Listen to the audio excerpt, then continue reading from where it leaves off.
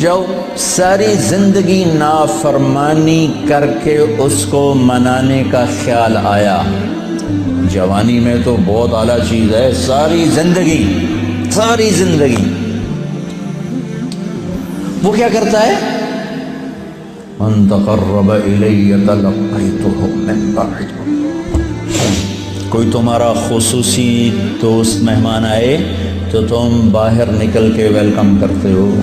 ہم لوگ ملنے آئے تو اپنے کمرے میں ہی، لیکن کوئی خصوصی پتہ چلے تو بھاگتے ہو، جلدی سے جا کر دروازے پر کھڑے ہو تو گاڑی کا دروازہ کھول دو، پھر ساتھ لے کر آتے ہو۔ وہ شہنشاہ کہہ رہا ہے زندگی بھر کے گناہ لے کر کوئی مرد عورت جب مجھے منانے آتا ہے تو میں آگے بڑھ کے اس کا استقبال کرتا ہوں، آگے بڑھ کے، وہیں بیٹھے ہوئے آگے بڑھ کے تلقیتہ من بعید، میں خود آگے تک جاتا ہوں اسے ساتھ لے کے۔ آگے کب سے تیرا انتظار تھا، اللہ کو کیا ضرورت کسی کی؟ ایک مرد عورت توبہ کر لے تو ساتوں آسمان پہ لائٹیں لگ جاتی، ساتوں آسمان میں لائٹیں۔ وہ کہتے ہیں یہ کیا چکر ہے؟ تو اللہ کی طرف سے اعلان ہوتا ہے ایک اللہ کے بندی نے توبہ کی ہے، اس کی خوشی میں یہ سب روشنیاں۔ اب شادیوں میں نہیں لائٹیں لگاتے، تو میرا اللہ اتنا خوش ہوتا ہے کہ ساتوں آسمان پہ روشنیاں۔ من تقرب الی تلقیتہ من بعید، جو مجھے راضی کرنے کے لیے، توبہ کرنے کے لیے آتا ہے، میں آگے بڑھ کے اس کا استقبال کرتا ہوں۔ ومن اعرض عنی، اور جو نہیں آتا اس کے ساتھ کیا کرتا ہوں؟ نادیتہ عن قریب، اس کے پاس میں خود چلا جاتا ہوں، آجا مجھے منا لے، آجا مجھے منا لے۔ اولک ربنا غیری، کوئی میرے جیسا اور رب ہے؟ کوئی میرے جیسا اور رب ہے؟ یہ ساری باتوں کے بعد اب اس آیت پہ غور کرو، جو میرا اللہ گلہ کر رہا ہے، ما قدر اللہ حق قدرہ، میرے بندو تم نے میری قدر نہیں کی۔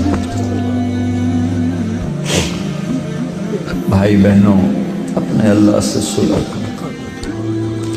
یا ایھا الانسان ما غرک بربک الکریم الذی خلقک فسواک فعدلک فی ای صورت ما شاء رکبک۔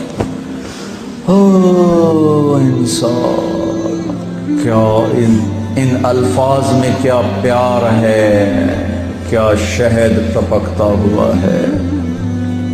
چھتے سے شہد ٹپکتا ہے، اللہ کی قسم، یا ایھا الانسان، صرف اس ایک بول میں ساری دنیا کا شہد بھروں، اس سے بھی اس میں مٹھاس زیادہ ہے۔ اور پھر یہاں یا ابن آدم یا ایھا الانسان، خطاب ایمان والوں سے نہیں ہے، تقوی والوں سے نہیں ہے، اے انسان، انسان، انسان۔ اور لگا رہا تو یہ تو بتا کہ تم مجھے چھوڑ کے کہاں جا رہا، تجھے میرے بارے میں کس نے دھوکہ دے دیا؟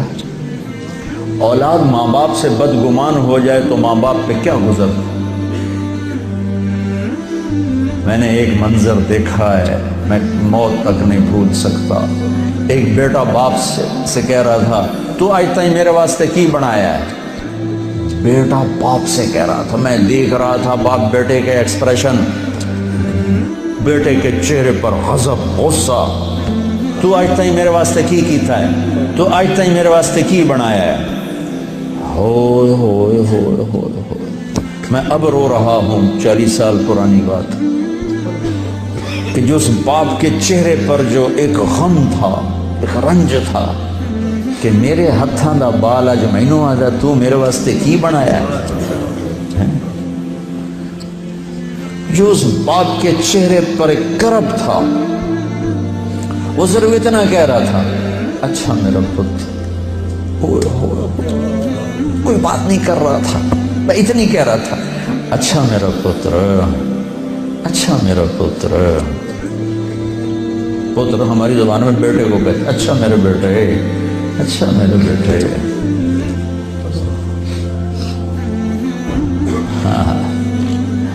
یہ یا ایھا الانسان میں اللہ یہ کہہ رہا ہے میرا بندہ میرے بارے میں دھوکہ کھا گیا، میرے بارے میں بدگمان ہو گیا، کیا ہو گیا؟ آ تو صحیح، پھر میری رحمت تو دیکھ، آ تو صحیح۔ حضرت عمر رضی اللہ عنہ کے زمانے میں ایک شخص گویہ تھا، وہ ایک تارا ہوتا تھا، وہ بجا بجا کے نا اپنی روٹی کماتا تھا، بوڑھا ہو گیا، آواز ختم ہو گئی، فاقے آ گیا، تو گانا بجانا کوئی اچھا کام تو ہے نہیں، تو گیا جنت البقیع میں،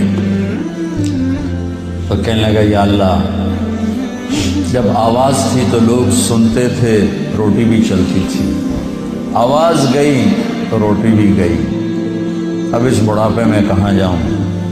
اللہ کو میرے رزق کا انتظام فرما، مجھے معاف فرما۔ عمر رضی اللہ عنہ مسجد میں سوئے ہوئے تھے، ان کو خواب میں آواز آئی، میرا ایک بندہ جنت البقیع میں مجھے پکار رہا ہے۔ کس کو آواز آئی؟ عمر۔ کس کے بارے میں؟ گانے والا۔ عمر رضی اللہ عنہ ننگے پاؤں دوڑے، ننگے سر، پتہ نہیں کون ابدال بیٹھا ہے وہاں پکارنے والا، جو دوڑے ہوئے اندر آئے تو قدموں کی آہٹ،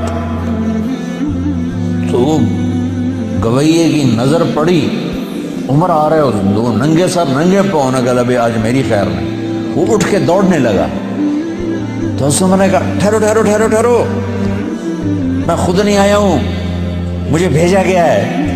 کہ کس نے بھیجا ہے؟ کہ جس سے پکار رہے ہو اسی نے۔ وہ بوڑھا بیٹھ گیا، کہنے لگا واہ میرے رب، ساری زندگی تیری نافرمانی کی، آج تجھے پکارا تو اپنے پیٹ کی خاطر پکارا، اور تو نے اتنا بڑا میرا اعزاز، اتنی بڑی مجھے عزت دی، اے اللہ مجھے معاف کر۔ اس کی چیخ نکلی اور مر گئی۔ عمر رضی اللہ تعالیٰ نے خود اس کا جنازہ پڑھا ہے۔